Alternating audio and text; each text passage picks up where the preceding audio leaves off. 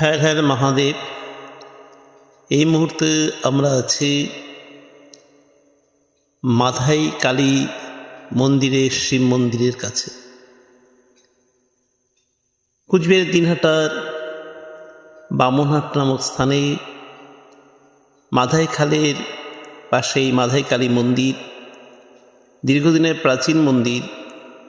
তবে প্রাচীনত্বের দিক দিয়ে শিবলিঙ্গটা বেশি দিনের বা এই শিব মন্দিরটা বেশি দিনের নয়, যদিও আজ থেকে বহু বছর আগে আমার শ্রদ্ধেয় গুরুদেব শ্রী শ্রী 108 স্বামী সর্বেশানন্দগিরি মহারাজ আমাকে সঙ্গে নিয়ে গিয়ে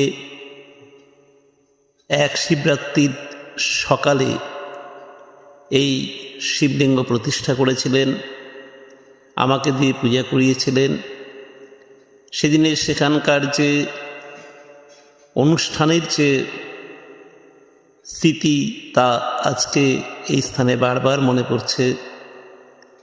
বিরাটভাবে তাকে সেই বামনহাট বাজার থেকে তাকে নিয়ে যাওয়া হয়েছিল ক্যাসিও বাজিয়ে এবং বিভিন্ন অনুষ্ঠানের মধ্য দিয়ে নানা রকম বাদ্যযন্ত্রে, এবং তার পা ধৌত করা হয়েছিল সেই দুধ জলে।